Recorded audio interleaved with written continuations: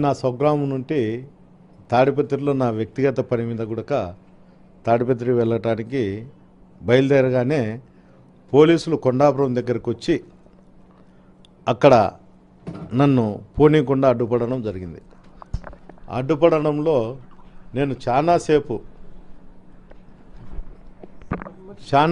నేను అక్కడ పోలీసులతో అయ్యా నేను 10 నిమిషాల్లో పోతా, ఇది ఎవరు 10 నిమిషాల్లో నేను తాడిపత్రికి పోయి నా కార్యక్రమాలు అయిపు చేసుకొని ఇంటికి పోయి నేను తిరిగి అనంతపురం వెళ్ళాలా అని చెప్పడం జరిగింది.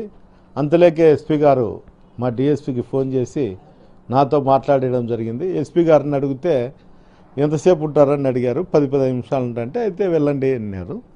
నేను అక్కడికి పోతానే తెలుగుదేశం కార్యకర్తలందరూ కూడా అందరూ ఫోన్లు చేసుకొని అందరూ కూడా అటుకి రావడం జరిగింది.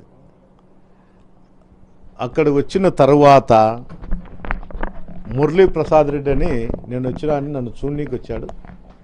వచ్చినప్పుడు అతని పైన దాడి చేయడానికి ప్రయత్నం చేయడంతో అతను తిప్పుకొని వెనక్కి వెళ్ళాడు.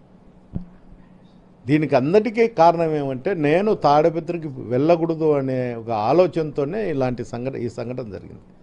ముఖ్యంగా తాడిపత్రి ఎలక్షన్ సందర్భంగా జరిగిన అల్లర్ల కేసులలో చాలామంది తెలుగుదేశం నాయకులను అరెస్టు చేయకోకుండా పోవడమే ఈరోజు ఈ సంఘటనకు దారితీసింది.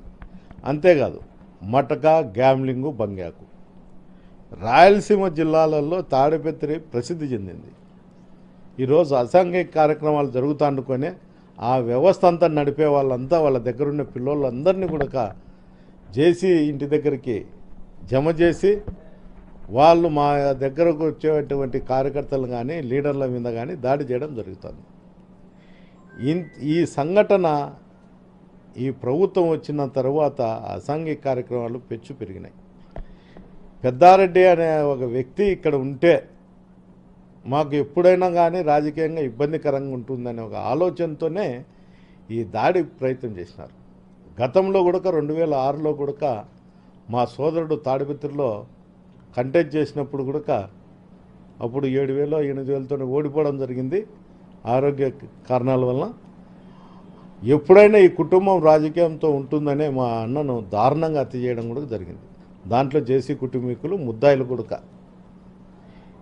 ఇదే విధంగానే ఇప్పుడు మళ్ళా అధికారం లేదు, అధికారం లేనప్పుడే నన్ను ఏదో రూపకంగా లొంగ తీసుకోవాలనే ఒక ప్రయత్నంతోనే వైఎస్ఆర్సీపీ నాయకుల మీద దాడి చేయడం జరుగుతుంది. ఇలాంటివన్నీ మళ్ళా జరగకూడదు అనుకుంటే తట్టుకుంటే ఈ అసాంఘిక కార్యక్రమాల మీద పోలీస్ అధికారులు గట్టి చర్యలు తీసుకోవాలా. ఈరోజు జరిగిన మురళీ ప్రసాద్ రెడ్డి ఇంటి మీద జరిగినది చాలా బాధాకరం. నాకు మంచి మిత్రుడు, అలాంటి వాని మీద జరగడం నేను చాలా చింతించుతాండా. అంతేకాదు గతంలో కూడా అతని ఇంటి మీద జేసీ కుటుంబీకులే దాడి చేయడం జరిగింది. ఇట్లా ఒకరి ఇండ్ల మీద పోయి దాడి చేయడం అనేది చాలా నీచమైన సంస్కృతి. అతనేమో అతని ఇంటి మీదకో అతని మీదకో పోతే నేను వాని కథ చూస్తా, ఈ గడ్డంలో ఒక చరిత్ర ఉంది అని చెప్తారు. అంటే అందరికీ అందరి చరిత్ర అందరి దగ్గర కూడా ఉంటాయి.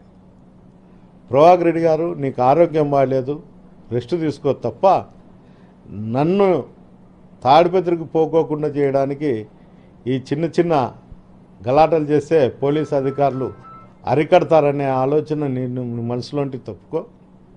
నేను ఖచ్చితంగా తాడిపత్రిలో వైఎస్ఆర్సీపీ నాయకులకు కార్యకర్తల కోసం నేను పనిచేస్తా. నా ఊపిరి ఉన్నంత వరకు తాడిపత్రిలోనే ఉంటా అని కూడా ఈ సందర్భం ఇంటి మీద దాడి జరిగినప్పుడు అతని చంపాలనే ప్రయత్నం చేసినప్పుడు ఆత్మరక్షణ కోసం అతను తీసుకుండొచ్చు. అతనికి లైసెన్స్ వెపన్ అది, అతనే తీసుకున్నాడు. ఫైర్ చేసినట్లు కూడా ఎక్కడ కూడా నాకు తెలిసి ఎక్కడా లేదు.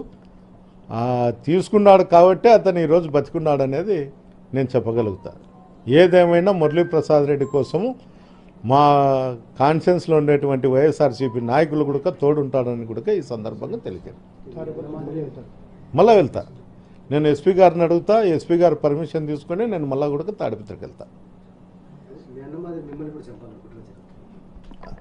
అదే కదా ఇప్పుడు ఆ ఆలోచనతోనే నేను హ్యూమన్ రైట్స్ కూడా నేను కేసు పెట్టినా. నేను హ్యూమన్ రైట్స్ పెట్టినప్పుడు కూడా ఇద్దరు నా దగ్గర మెసేజ్ కూడా వచ్చింది వాళ్ళకు